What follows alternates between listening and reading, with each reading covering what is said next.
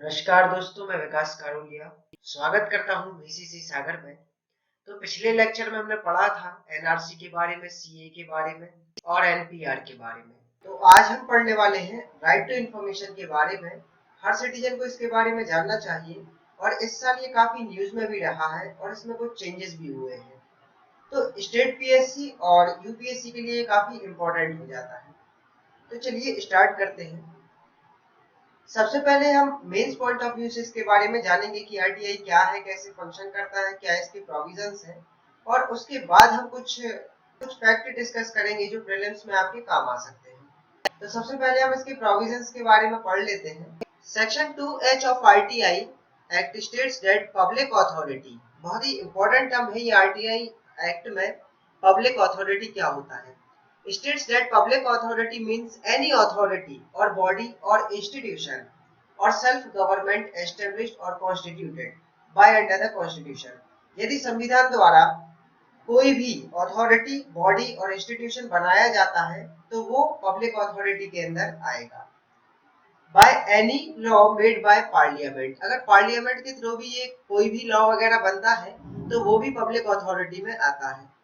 By any law made by state legislature, यदि state legislature के through भी कोई भी चीज बनती है तो वो भी पब्लिक अथॉरिटी के अंदर आती है। बाय नोटिफिकेशन इश्यूड और order made by the government and includes any body own control और सब्सटेंशियली फाइनेंस्ड, तो यदि ऑर्डर और इश्यू के थ्रू भी अगर कोई भी बॉडी बनाई जाती है तो वो भी पब्लिक अथॉरिटी के अंदर आती है। यदि गवर्नमेंट द्वारा वो ओन की जाती है, कंट्रोल की जाती है या सब्सटेंशियली फाइनेंस्ड की जाती है तो वो भी पब्लिक अथॉरिटी में आता है। तो इधर पे एक बहुत इंपॉर्टेंट क्वेश्चन बन जाता है, सब्सटेंशियली फाइनेंस्ड क्या होता है, तो ये भी हम आगे पढ़ेंगे। एनजीओ सब्सटेंशियली फाइनेंस्ड डायरेक्टली और indirectly bye funds provided by the government, तो एनजीओस भी इसके अंदर आते हैं और रिसेंटली सुप्रीम कोर्ट ने एनजीओस को भी आरटीआई के अंदर पब्लिक अथॉरिटी की डेफिनेशन में माना है। RTI act does not define substantially financing, तो ये बहुत इंपॉर्टेंट बात है, प्रीलिम्स में डायरेक्ट इधर से स्टेटमेंट निकाला जा सकता है। RTI act does define substantially financing, तो ये बहुत ही दिमाग में रखने वाली बात है कि आरटीआई एक्ट में सब्सटेंशियली फाइनेंसिंग को डिफाइन नहीं किया गया है। सुप्रीम कोर्ट ने अपनी जजमेंट में इसको डिफाइन किया है सब्सटेंशियली फाइनेंसिंग को, और जो इसका स्कोप है वो बहुत ब्रॉड कर दिया है, तो ये आपको दिमाग में रखना होगा। Section 8(1)(j of RTI act says that personal information, देखिए जब भी हम आरटीआई की बात करते हैं तो अक्सर हमारे दिमाग में क्वेश्चन आता है कि प्राइवेसी का क्या।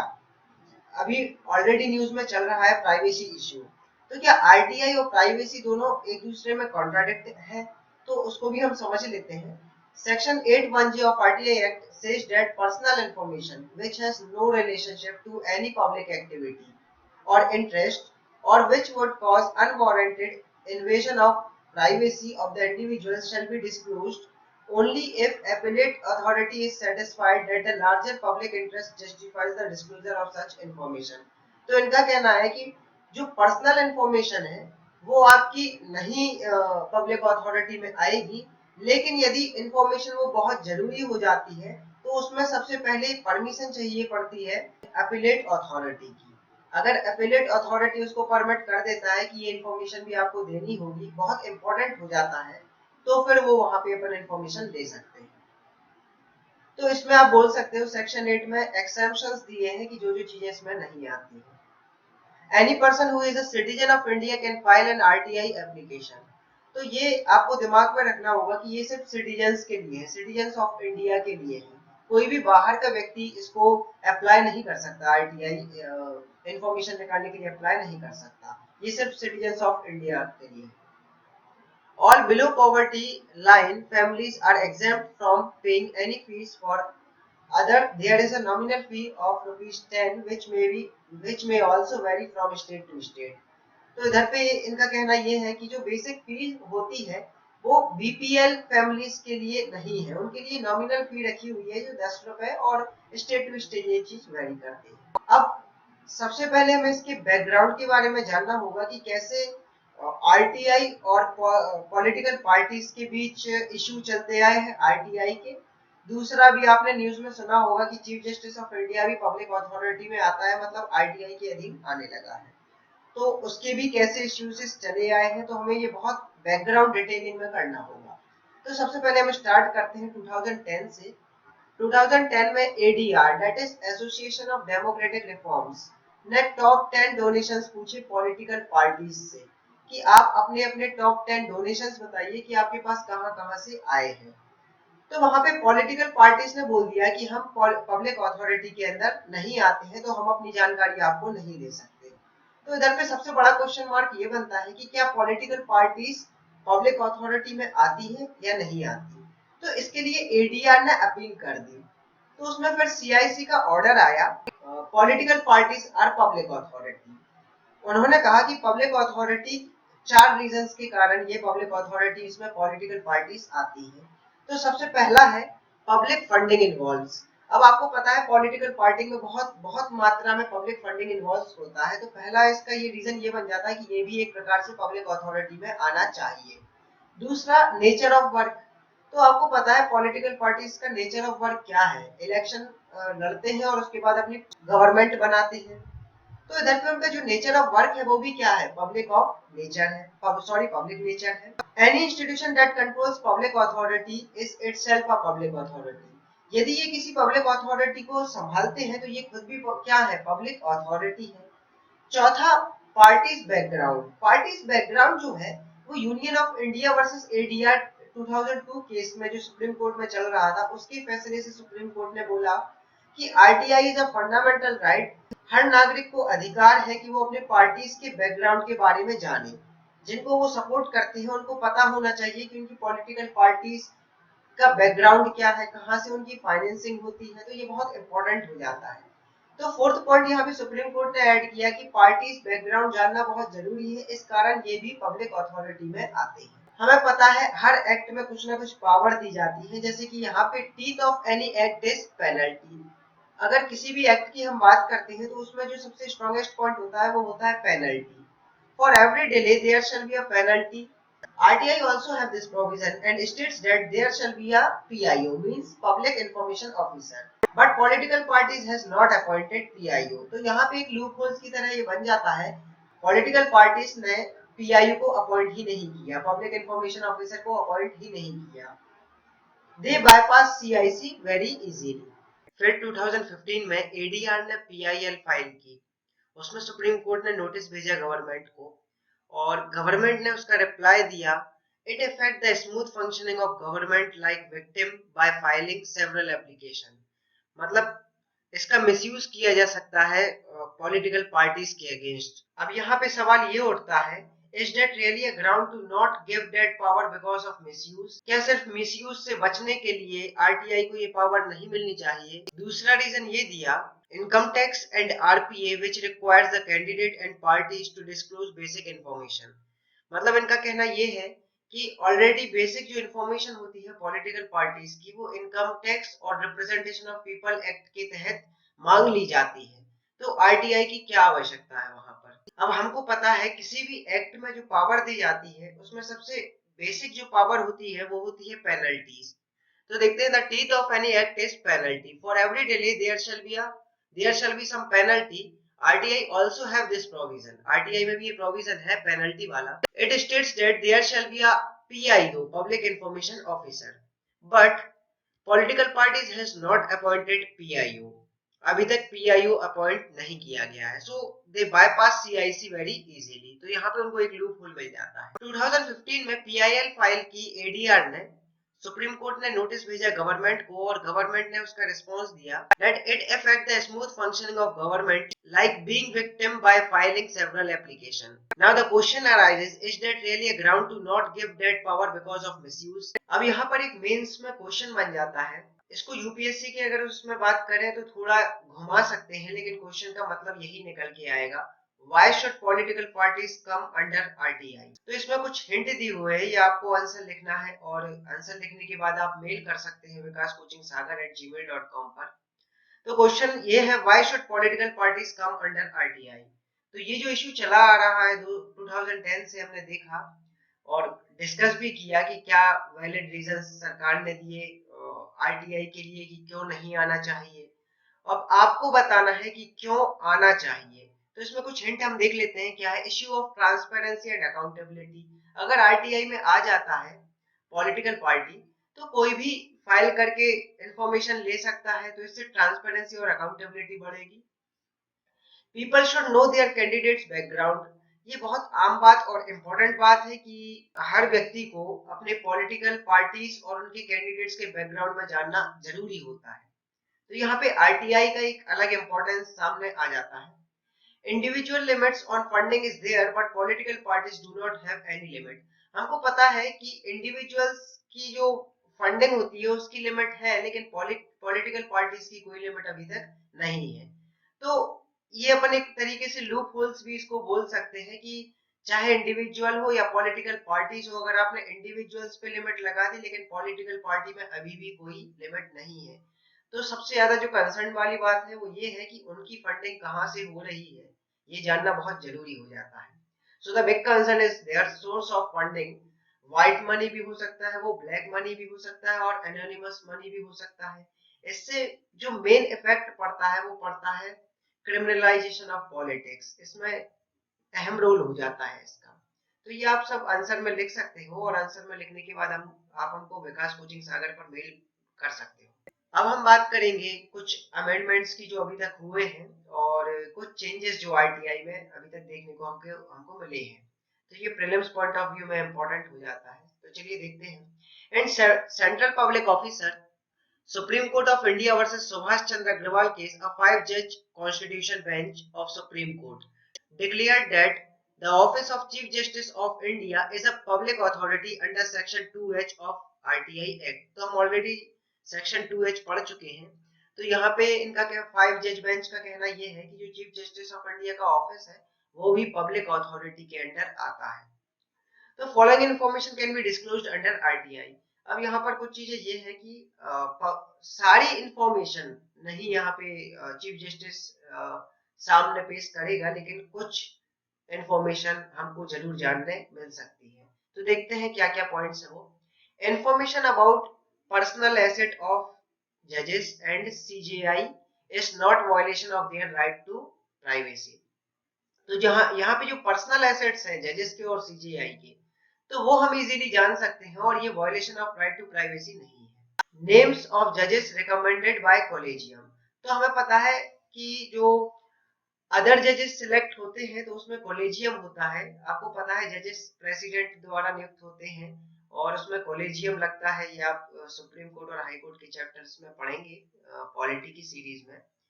तो जब भी कोई नाम सिलेक्ट होता है कॉलेजियम में कि नेक्स्ट चीफ जस्टिस ये होगा या नेक्स्ट जज इसको सिलेक्ट करते हैं, तो जो कॉलेजियम होता है उसका आरटीआई अभी तक नहीं होता था कि आपने ये नाम कहाँ से लाए, कैसे लाए, क्या किया है।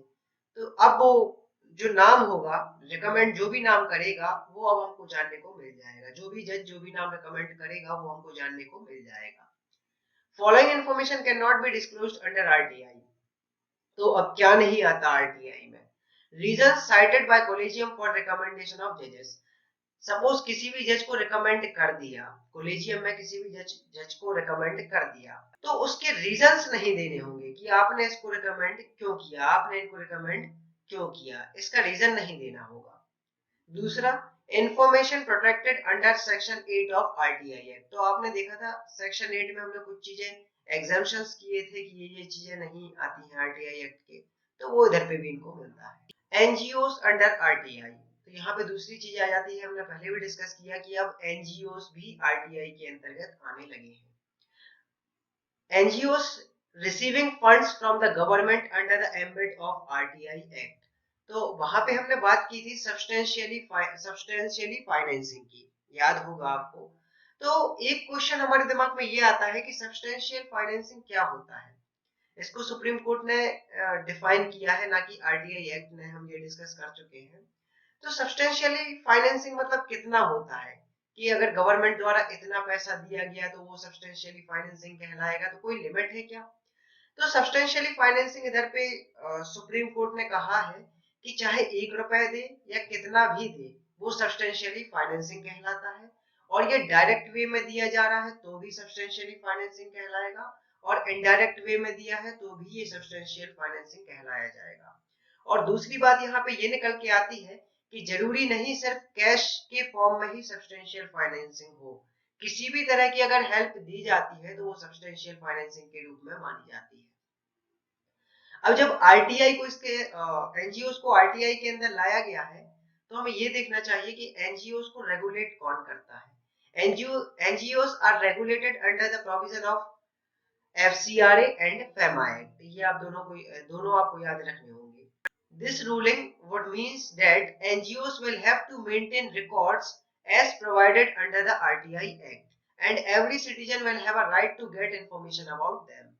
तो इधर पे अब रिकॉर्ड्स मेंटेन करने होंगे कि जो फंडिंग हो रही है वो कहाँ से हो रही है, कितनी हो रही है, और उसकी सारी इंफॉर्मेशन आपको आरटीआई में देना होगा अगर कोई भी व्यक्ति उसकी मांग कर लेता है। तो अब प्रीलिम्स पॉइंट ऑफ व्यू से हम आरटीआई के बारे में जान लेते हैं कि ये क्या है, इसका कंपोजिशन क्या है।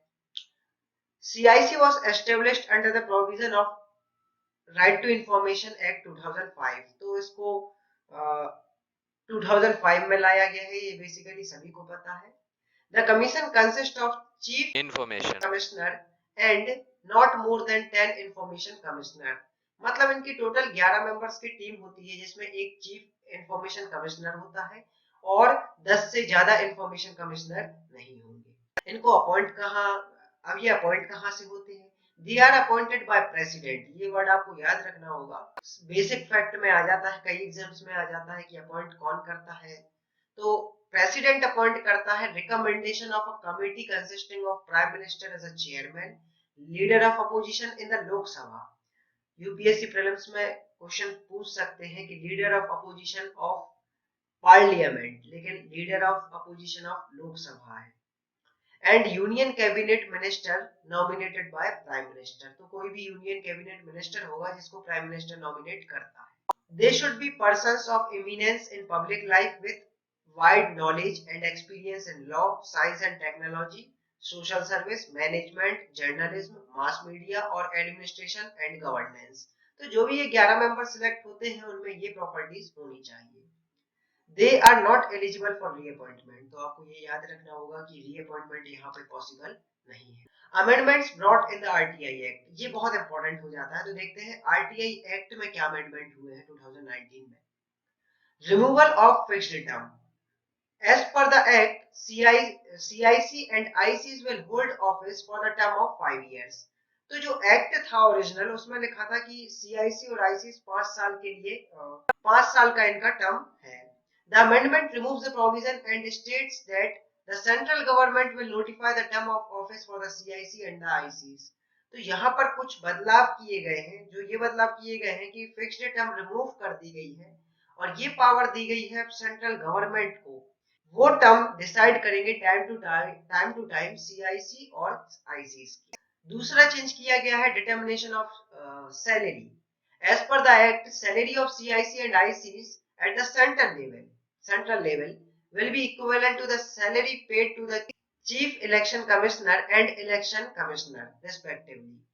तो यहाँ पर एक छोटी सी बात ये सामने आती है कि सीआईसी, ये आपको पता है इंफॉर्मेशन आरटीआई एक्ट जो है वो लॉ के तहत बना हुआ है, और चीफ इलेक्शन कमिश्नर और इलेक्शन कमिश्नर मींस इलेक्शन जो बॉडी है वो कॉन्स्टिट्यूशनल बॉडी है। तो एक स्टैट्यूटरी बॉडी है और एक कॉन्स्टिट्यूशनल बॉडी है। तो अगर इनकी सैलरी हम बराबर कर देते हैं तो इनका लेवल स्तर बराबर कहलाता है। तो इसको कॉन्स्टिट्यूशनल लेवल से कम दर्जा देने के लिए यहाँ पर सैलरी रिड्यूस की गई है। तीसरे अमेंडमेंट की हम बात करते हैं।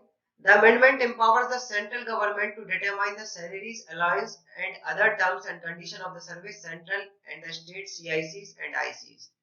तो अमेंडमेंट एम्पावर करता है सेंट्रल गवर्नमेंट को उनकी salary, alliance and other terms and conditions decide करने का। तो सारी पावर यहाँ पे किसको दी जाती है? सेंट्रल गवर्नमेंट को। तो यहाँ पर एक लॉजिकल क्वेश्चन ये बनता है कि क्या आरटीआई की पावर को रिड्यूस किया जा रहा है? तो इस तरीके से एक क्वेश्चन आप दिमाग में बिल्डअप कर सकते हैं और इसको मेंस के आंसर के फॉर्म में लिख सकते हैं। Following RTI rules were introduced under the amendment act. कुछ रूल्स भी इंट्रोड्यूस किए गए हैं। It grants absolute power to government to decide condition of service which are not expressly covered under the rules in exercise of residuary powers. तो इनका कहना ये है कि जो कंडीशन ऑफ सर्विस के मामले में जो रूल्स नहीं लिखे गए हैं वो अब सेंट्रल गवर्नमेंट को दिए जाते हैं कि अगर कोई चीज ऐसी आ जाती है कंडीशन ऑफ सर्विस के मामले में जो नहीं लिखी गई है तो वहां पे सेंट्रल गवर्नमेंट बताएगी कि आज से ये चीज होगी. In such cases, decision of central government is binding upon the ICs. अगर ऐसा कोई डिसीजन सेंट्रल गवर्नमेंट लेती है तो वो इंफॉर्मेशन कमीशन पर बाइंडिंग करेगी. तो गाइज ये था हमारा आरटीआई पर लेक्चर. अगर आपको पसंद आया हो तो कमेंट्स करके बताएं. कोई डाउट हो तो भी आप कमेंट करके और मेल के थ्रू पूछ सकते हैं. तो please like share and subscribe our YouTube channel BCC Sagar. और अगर आपको नोट्स और असाइनमेंट और ये पीडीएफ चाहिए हो तो आप टेलीग्राम चैनल के थ्रू ले सकते हैं. लिंक डिस्क्रिप्शन में दी गई है. Thank you very much.